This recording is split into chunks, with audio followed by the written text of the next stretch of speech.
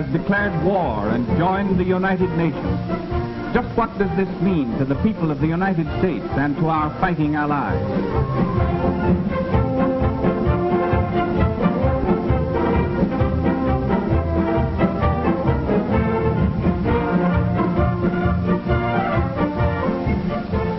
We have gained a powerful new friend in Brazil.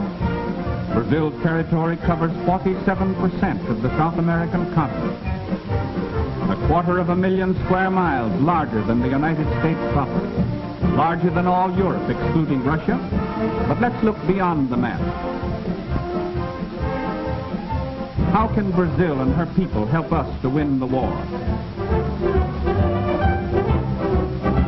Well, there are more than 45 million Brazilians, which is a third of the population of the United States. We have been friends in times of peace as well as in times of war. Once before, the people of Brazil proved their friendship for the people of the United States in a time of world crisis. That was in 1917.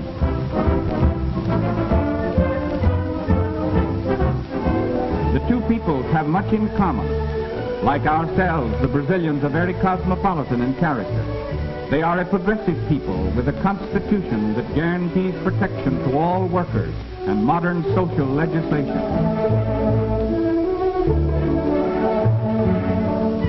They are a sturdy people, from the gauchos of the great cattle ranches,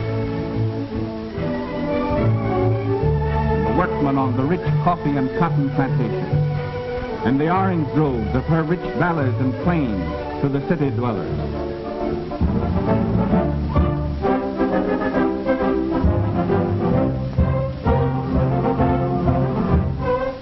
These Brazilians are in the war all the way. All males between the ages of 18 and 40 are now subject to military duty. An army of 3 million soldiers can be raised without affecting vital industrial activity. Brazil is a land of picturesque and beautiful cities. Its capital is famous throughout the world as a center of culture and the arts. Rio de Janeiro, which means River of January, was named for the month in which it was discovered by a Portuguese explorer in 1531, nearly a century before the landing of the Pilgrim Fathers. Today, Rio is a modern city of more than 2 million population. Its municipal theater is one of the finest opera houses in the world.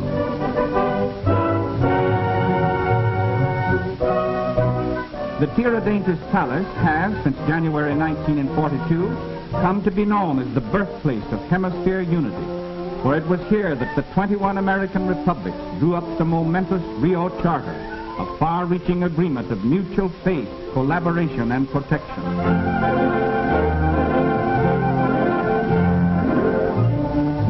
Brazil's merchant fleet is the second largest of the Western Hemisphere, surpassed only by our own.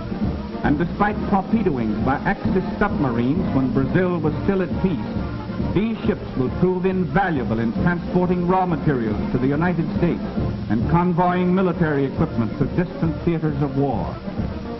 Her navy is not large as compared to those of the United States and Great Britain, but it is modern, splendidly officered and manned, and eager for action against our common enemy.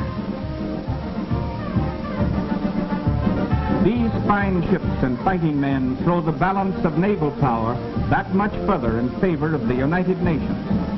Already they have seen action against enemy raiders attacking our vitally important South Atlantic supply lines. We may confidently expect that the Brazilian Navy will live up to the high standards it set for itself in the First World War.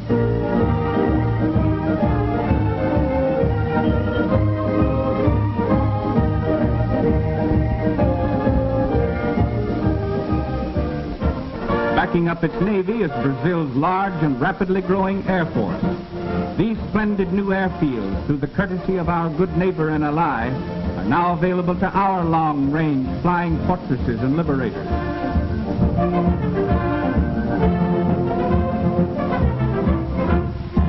The efficiency of Brazilian fighting planes and the marksmanship of her pilots has already been admirably proven against marauding Axis submarines pursuing their campaign of terrorism off of her more than 4,000 miles of coastline.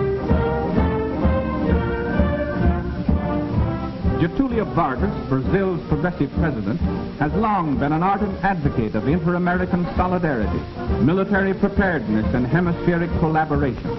Under his guidance, the Brazilian army has been rapidly increased, equipped, and trained in all the phases of modern warfare.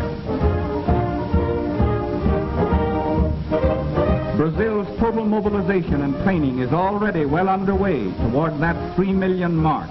And by the uncompromising public declaration of its president, this army, as our fighting ally, stands ready to make any sacrifice which our collective security may require.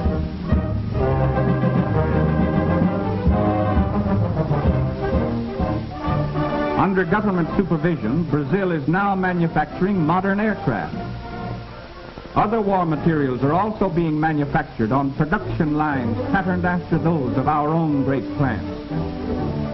As an industrial country, Brazil ranks second to the United States in the Western Hemisphere. And Brazil's fabulous resources and a great variety of important raw materials make her doubly valuable as an ally. Brazil is the hemisphere's second largest producer of chrome ore, so important in the manufacture of high-grade steel.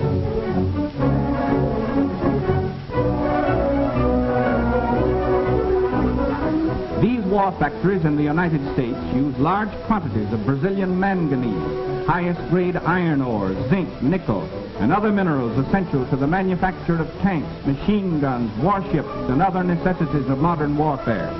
We need these raw materials to keep our war production plants going all out for victory.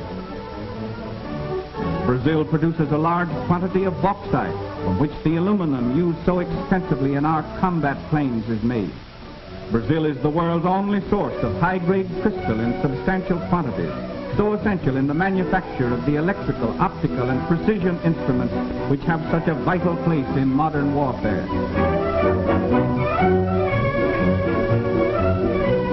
She is also one of the world's largest producers of industrial diamonds, used in cutting the hard metals from which machine tools are made.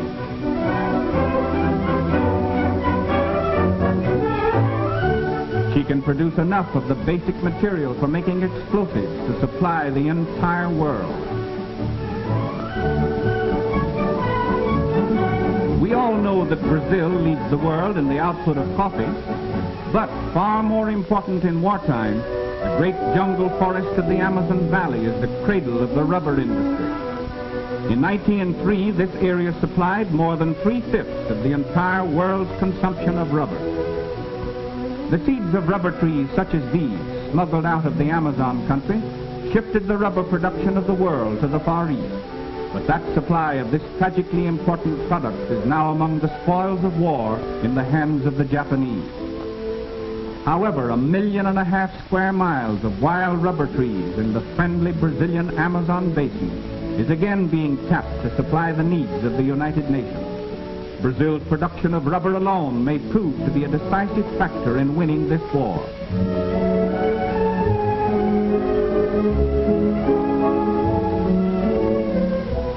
Yes, Brazil brings much to the Allied cause.